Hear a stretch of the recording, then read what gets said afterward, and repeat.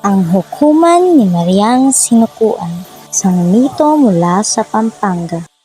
Sinasabing sa isang maganda at mataas na bundok sa gitnang Luzon, naninirahan ang isang magandang diwata sa bundok Arayat. Ang diwata ay si Mariang Sinukuan, isang mabait at makatwirang diwata. Mayroon siyang hukuman na naging sagisag ng katarungan at pag-ibig. Sa kanyang hukuman nagtutungo ang mga tao at hayop na nakatira sa bundok Arayat upang magsumbong at humingi ng payo. Isang araw narinig ni Mariang Sinukuan ang taghoy ng Ibong Martinez. Ipinatawag niya ang Martinez sa kanyang hukuman. Halos madurog ang puso niya sa lungkot nang ipakita ng Martinez ang sirang pugad at basag na mga itlog. "Ano ang nangyari sa iyong pugad, mahal kong ibon?" tanong ni Maria kay Martinez. "Kasi po kagabi, biglang dumamba si kabayo at natapakan ng aking pugad." Humihikbing huni ni Martinez. Madaling nagsiyasat ang magandang diwata at ipinatawag si kabayo. "Bakit ka dumamba kagabi na kinabasag ng mga itlog ni Martinez?" tanong ni Maria nang dumating si kabayo sa kanyang hukuman. "Kasi po," mahinay na halinghing ni kabayo, "nagulat ako nang biglang kumukak ng malakas si Palaka." Ipinatawag ni Mariang Sinukuan si Palaka at tinanong, "Bakit ka biglang kumukak ng malakas kagabi na kinagulat ni kabayo? Kaya nabasag ang mga itlog ni Martinez?" "Kasi po," paus na kukak ni Palaka, "humingi lamang po ako ng saklolo dahil nakita kong dala ni Pagong ang kanyang bahay." Agad namang ipinatawag ni Maria si Pagong. "Bakit dala mo ang bahay mo kagabi kaya natakot at kumukak si Palaka at dumamba si kabayo kaya nabasag ang mga itlog ni Martinez?" "Kasi po," humihingal na paliwanag ni Pagong, "natakot akong masunog ang aking bahay dahil nakita kong palipad-lipad sa alitaptap at may dalang apoy."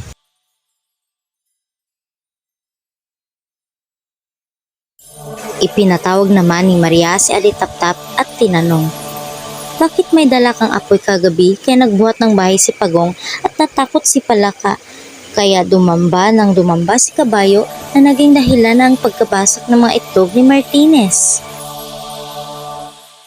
Kasi po," kutitap ni Alitaptap, "kailangan kong magdala ng apoy para pananggang laban kay Lamok na palipad-lipad at may dalang itak." Lalong nahiwagaan si Maria sa pangyayari kaya agad niyang ipinatawag si Lamok. "Bakit may dala kang itak kagabi kaya nagdala ng apoy sa Alitaptap at nagbuhat ng bahay si Pagong?"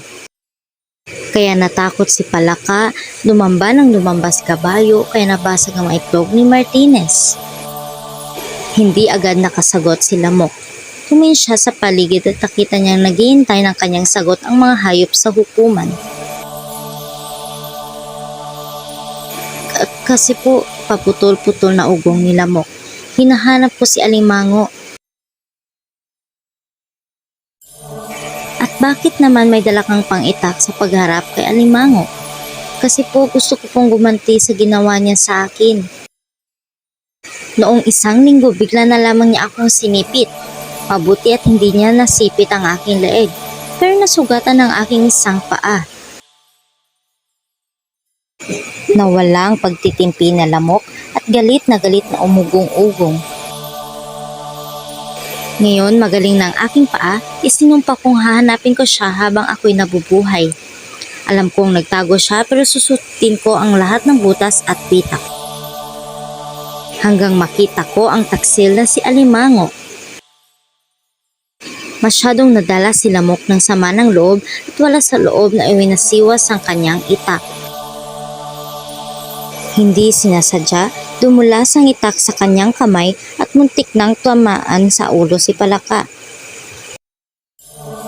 Sa takot, napalundag at kumukak ng malakas si Palaka. Dahil nagulat, dumamba si kabayo.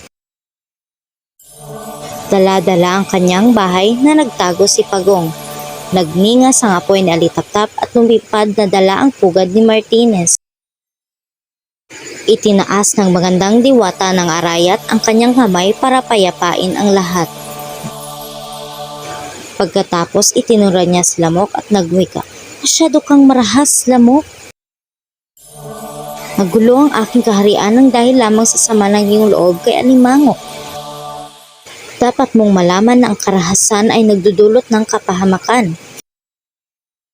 Pinagbawalan niyang magdala uli ito ng itak. Pagkatapos, pinayuhan niya si Martinez na huwag nang gagawa ng pugad sa lupa. Mula noon, sa ituktok ng punong kahoy na gumagawa ng pugad si Martinez. Pero matatakutin pa rin at malakas kumokak si Palaka. Dumadamba pa rin ng dumadamba si Kabayo kapag natatakot. At dala-dala pa rin ni Pagong ang kanyang bahay. Samantala, lagi pa rin may dalang apoy sa Alitaptap kapag gabi. At ang Lamok, matigas ang ulong hinahanap pa rin niya si Alimango. At lihim na nagdadala ng itak tuwing gabi.